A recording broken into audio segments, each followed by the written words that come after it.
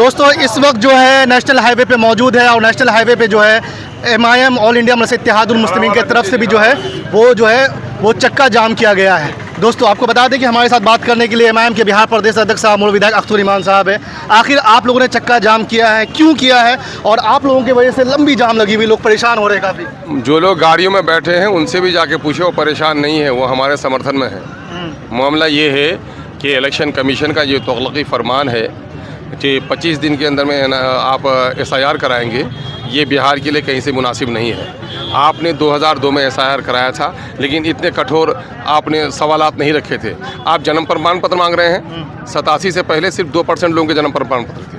2005-7 में आज भी मैं समझता हूं कि 20% से ज़्यादा लोगों के पास जन्म प्रमाण पत्र नहीं है। ये भी वो हैं जिनका स्कूल में भी है। 14-15% लोग हमारे स्कूल के सर्टिफिकेट उनके पास हैं। 2% लोगों के पास सिर्फ पासपोर्ट है।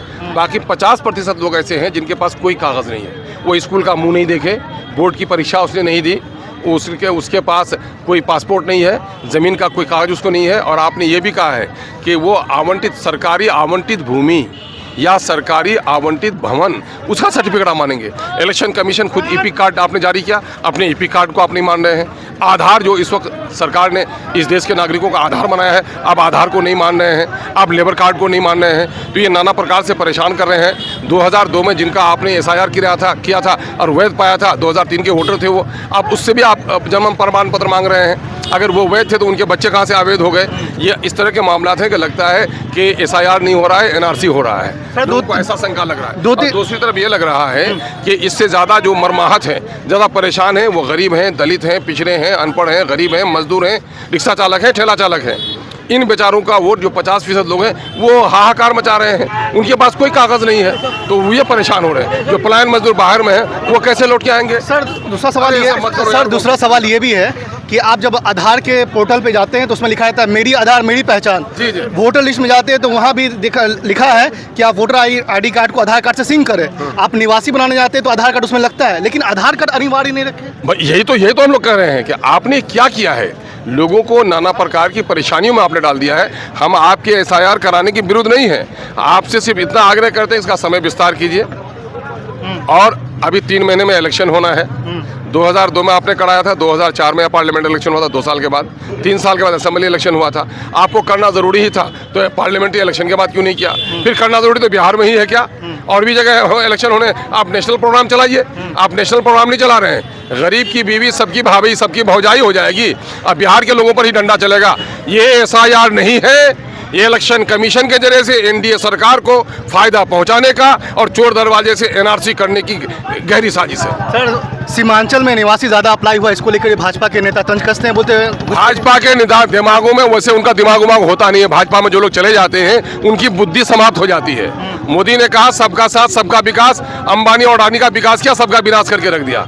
नोटबंदी उसने कर दी, लोगों के रोजगार बंदी उसने कर दी, अब वोट बंदी वो करना चाह रहे हैं। इसलिए उन लोगों का ये बकवास है। भैया हमारे यहाँ पढ़े लिखे लोग नहीं हैं, हमारे मित्र रहे हैं सम्राट चौधरी साहब। अरे जिनको जिस वक्त 13.5 लाख की आबादी के मुंगेर में 88 हाई स्कूल थे, मेरा 17 हाई स्कूल थे। उनके यहाँ 15,500 बच्चे मैट्रिक का इम्तिहान पास किए थे, मेरा 3200 बच्चे इम्तिहान पास किए थे। तो सवाल ये पैदा हो गया, हमारे आधे लोग गरीबी रेखा से सब नीचे कहाँ हैं लोग? किशनगंज में, सीमांचल में। पलायन कहाँ है? सबसे ज़्यादा सीमांचल में। तो सीमांचल के लोगों के पास कोई सर्टिफिकेट नहीं, वो सर्टिफिकेट बना रहे हैं। आप जो होम मिनिस्ट्री आपकी है, मलाई बैठ के वहाँ खाते हैं, कौम के गाढ़े खून और पसीने की कमाई से ठंडे घर में आराम करते हैं। आपकी बॉर्डर एरिया फोर्स क्या कर रही है? अगर घुस रही है देश में तो ये आपकी नाकामी, अपने नाकामी में शर्मिंदा होना चाहिए। या फिर बॉर्डर एरिया फोर्स अगर नाकाम है तो दूसरे फोर्स दीजिए। आपके सामने में सब कुछ है और गाल बजा रहे हैं मेरे यहाँ सर्टिफिकेट नहीं है। सर्टिफिकेट जो वैध होगा बनेगा, जिनका नहीं होगा नहीं बनेगा। इससे क्या दिक्कत हो जाती है? सर बड़ा सवाल ये है कि आखिर सत्ता पक्ष के लोग, चाहे JDU हो, LJP हो या भाजपा हो, उनको कोई परेशानी नहीं है इससे? अरे उनको परेशानी नहीं है। सत्ता के मठ में जो लोग बैठे हुए हैं, सुखी संपन्न और सामंतवादों को कोई परेशानी नहीं, उनके सारे कागजात हैं, उनको परेशानी होनी। परेशानी तो बेचारे गरीब को है, दलितों को है, निरक्षरों को है, पलायन मजदूरों को है। और मजदूरों की बात उनको करनी है नहीं। मजदूरों की बात, पलायन मजदूरों की बात, गरीब मुसलमानों की बात करने के लिए तो हम बैठे हुए हैं। इसी वजह से उनको कोई चिंता नहीं है। इसलिए हम लोग इसका विरोध कर रहे हैं। तो दोस्तों आप देख रहे थे एमआईएम के बिहार प्रदेश सामूर विधायक अख्तर ईमान साहब है, उन्होंने जो है तमाम बातों को रखा। उन्होंने कहा है कि इससे सबसे ज़्यादा परेशानी जो है वो गरीबों को, अति पिछड़ा को, SC ST वर्ग को होगा और अल्पसंख्यकों को होगा। तो आप देख रहे थे वॉइस इंडिया 24/7। आपकी क्या राय है? अपनी राय कमेंट बॉक्स में ज़रूर रखें। धन्यवाद।